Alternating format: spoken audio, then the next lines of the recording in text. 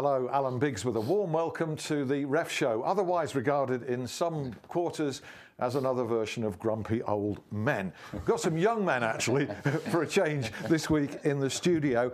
But we're not going to be grumpy anyway, because we've had, I think by common consent, the best weekend of the season for Premier League referees. The top refs set a standard to the rest. We'll discuss the performances in detail of the likes of Mike Deane and in particular Mark Clattenburg. But first, let's introduce our young men in the studio. We're delighted to welcome old adversaries, David Hirst of Sheffield Wednesday and Brian Deane of Sheffield United, who had many a Steel City battle. And last but not least, but sure, a guy who refereed these two on more than a few occasions, Mark Halsey. What are you doing sitting there, Mark? Well, I've been banished. And then you say, you know, nice to welcome some young men. So what are you saying about me? Well, I'll leave you to work Thanks, that mate. one out. Thanks, mate. What are you saying about me? Don't. Grandad. I don't know why you're not sitting over there between those two over there. You're watching for some grass. I know where this is going. I know where this is going. Look at the size of them. Look, especially that one in the blue. All right, we're going to have to spoil this by talking about refereeing, but we try and make it entertaining.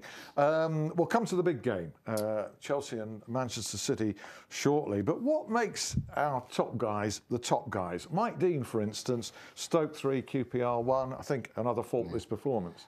I was at the game, and being a big QPR fan, obviously, I was very disappointed. But, and beside the two penalties he missed for us, no, I'm only joking. But no, I mean, I watched Mike here on Wednesday, Sheffield United and Tottenham. I thought he was absolutely outstanding. Yeah. And it's all about gaining the respect of the players, and it's the accuracy of the decision making. You know, that's what gets the players on the referee's side, and that's what makes it easy for them. Players respect them. And it's the way they sort of their movement, the positioning, anticipating play, reading play, makes a massive difference. Brian, you saw that game that Mark referred to there. Yep. Sheffield United Spurs. What a great game it turned out to be. Not least perhaps because of the referee. Yeah, I mean we all know that the least you hear or see the referee, the more the game flows. And it's always good having your best referees for those type of games. But no, he was very good. David. You was implying that I didn't watch the Sheffield United game. Actually, I did watch the game on TV. You did? I must admit, yes. You should have come down. No, if I didn't get an invite to the lane, I don't think so. He wouldn't let him in. But I thought it was not with me anyway. I thought it was a fantastic game played by two good sides, giving honest control of themselves, and that helped the referee as well. You know, there were two teams going hell for leather at it in a good manner. You know, there were no major incidents, and I thought Mike did a superb job. Like Brian said, you know, didn't see a great deal of him, didn't hear a lot about him. Well, this program's still trying to find a weakness and a fault with Mike Deane this season. I know that in Sheffield games in the past there have been some controversies, but this season, right on top of his game. Yeah. I mean, there's been a few games where you're indifferent and you can't be your best on every game, as these guys would tell you. You cannot be your best every game, but you know, for consistency, he's been right up there along with Mark Clattenburg. That's what I was going to say. It's the consistency. Yeah. They've been up there. The two of them have been up there. You know, being consistent. That's going to get you good values. And it's all about getting these days in the big games now. And every game's a big game in every division. And obviously, I think they'll come on to the referee at Bramwell Lane a bit later on. But it's all about getting that big key match instant correct. That's what it's all about now. And these two, you rarely see them make a big key match error incident. I tell you what else is important is that the referee's approachable. Yeah. You know, because that's one thing that players love, a bit of interaction with the referee. Just somebody who they can, you know, if they know he's there to do his job. Yeah. If he's going to say, okay, if he's going to give an explanation, that's fine. That's all the player wants. And preferably a bit of jokey in. Yeah, well, I used to like that. I mean, the fact that you know how far you can go with certain referees, and that helps. If they can have a laugh at themselves and at the players as well, then we can do the same thing. He said about having love. I used to throw a pie at him and he used to bend down and pick it up and eat it. So. Catch it on the back of my neck. And put it in the back of the net, didn't you? But that's what it was. That's what it was. And I don't mind it. It banters for, you know, that's what the game's part of for me. And you know, if the referee can understand, they've got a job to do. Players have got a big job to do. Commitment can do a lot of different things.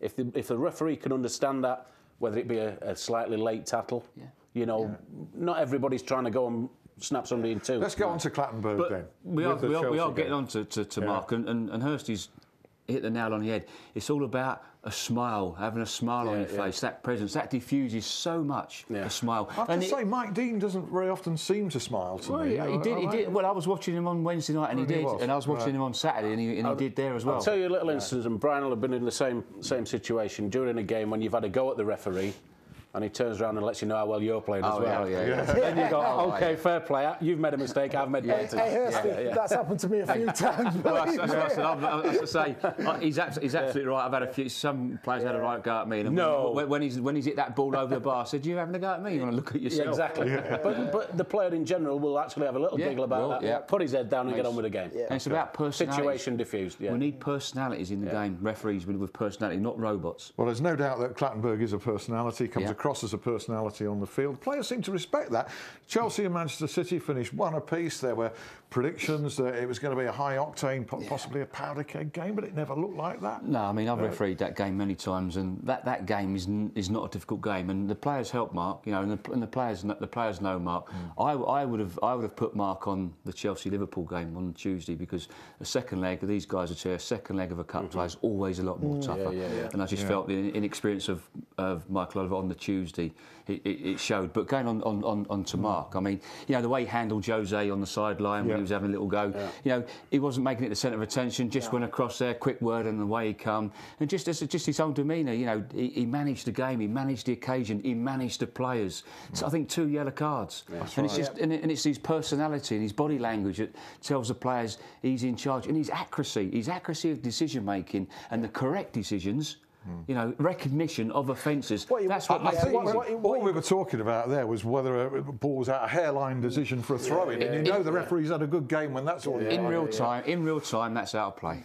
But what you got to realise as well is that some of those personalities, like your Mourinho's, like your Costas, you know, even your Skirtles, and they're testing all the time. They're testing. He's right.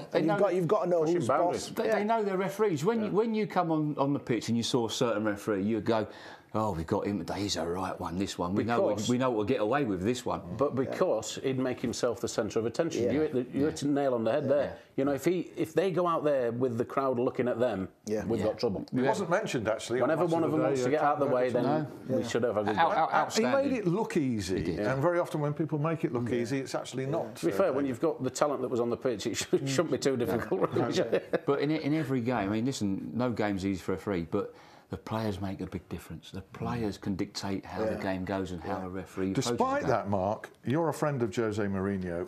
He still manages to be the centre of attention, even when he's not speaking to the media, as he wasn't before the game, as he made a point of not doing after the game. He's still, is he quite? You know him well. Is he deliberately trying to build up some kind of the world's against us siege mentality for Chelsea's benefit? No, I think he's just what he's doing. He's deflecting everything onto him. He's taking everything off of Costa. All the talk was about Costa. Now what he's doing there is deflecting everything off his players. So it's all going onto Jose. Exactly. And everybody would do the same. You can't criticise him for that. That's great management skills. You know, to the point of they just got beat by Bradford. Who are they going to look at? Costa's situation, who are they going to look at? And he says, well, get them looking at me, and we can sweep that under the carpet. And that's great for the players, isn't it? Great management.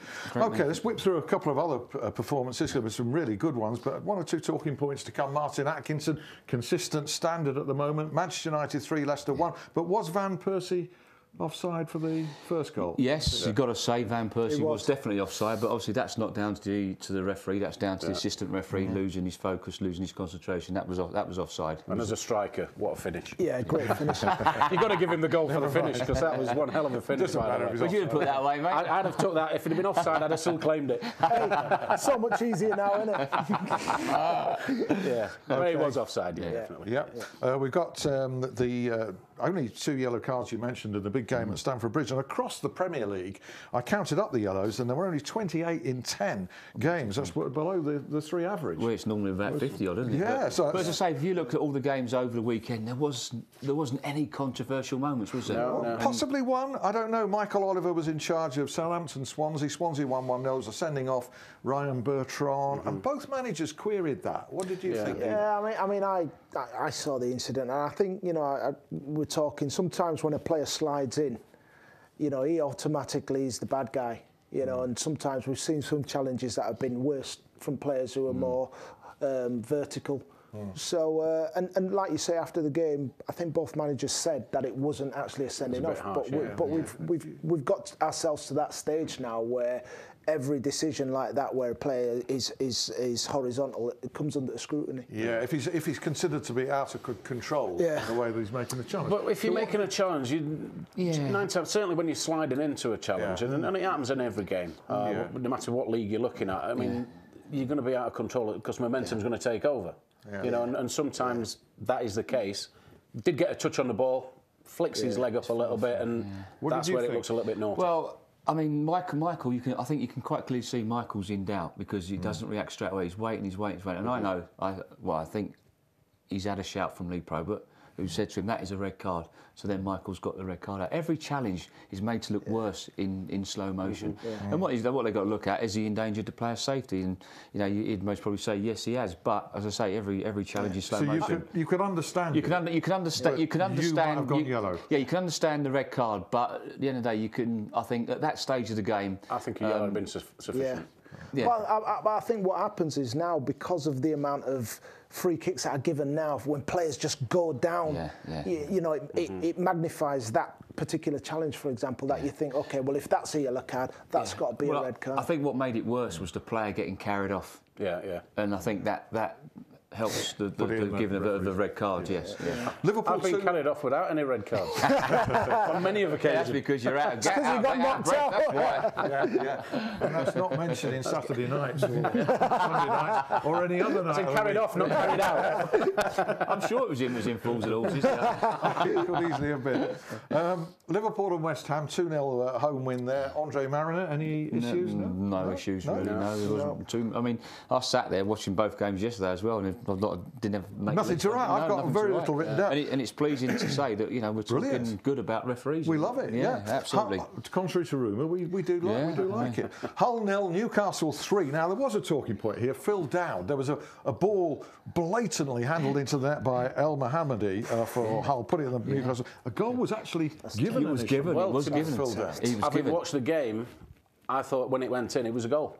Did you? It weren't Real time? until I saw the replay, and it's, as you say, quite clear what happened. Yeah. But what about his celebration? And terrible. how surprised he was.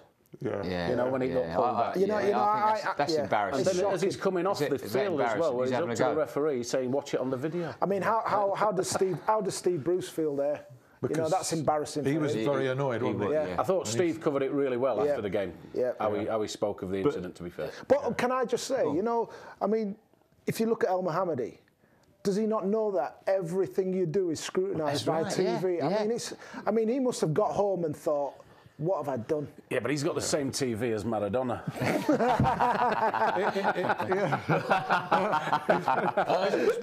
It's one thing to cheat, but at least be cheap. Yeah. He's come out. It's like he wanted something in the second. But what about the way it was? The right decision was reached. But, I mean, it doesn't matter how you get the decision, as long as you come to the right decision. And Phil, you're right. Phil Dowd's given the goal, and Darren Can. You can tell. No, I know Darren Can, and he shouted down that headset, Phil, that is handball. That is handball. That is a yellow card. That is deliberate handball. You must disallow the goal. That's what he would have said. Because Phil Dowd's given the goal. You can tell he's given the goal. So, you know, and that's what you want. The assistant has bailed Phil Dowd out. And thankfully, two guys have got their heads together and come up with the right result. And that's right, yeah. And that's what it's all about. It is, and unfortunately, Phil Dowd didn't bail Mike Lawler out on Tuesday. A few commendations to finish with, maybe. Roger East, Crystal Palace, Everton, Lee Mason, Sunderland, Burnley, West Brom, 0 Spurs 3 was Kevin Friend, and Anthony Taylor, Arsenal, Aston Villa all seemed to go okay. Yeah, it was good to see Kevin Friend do well. I mean, I had a few tweets come in about, you know, he was a disaster and it was never a handball, it was never a penalty. Well, I'm sorry, that's a penalty all day long for me, and I thought Kevin done well. Excellent. For those who watched the Sheffield version of the Ref Show, and those who don't, make a special point of doing so, because at Bramall Lane in the Championship, not the Championship, but that's next season, Deane. That'll be next season in League One. There was our Twitter, Mark and our Twitter was inundated by people saying this was the worst refereeing performance they'd ever seen in their lives. Both managers were laughing at it. That was David Coote. We'll talk about that in some detail because Dino was there in the Sheffield version of the Ref Show. Don't forget, if you've got anything to discuss, a question to ask, a comment to make, do contact us at youaretheref.com or on Twitter at You Are The Ref. Thanks ever so much for joining us. Thanks to Hirsty and Deane and to Mark Halsey. Join us again for another Ref Show next week. Bye.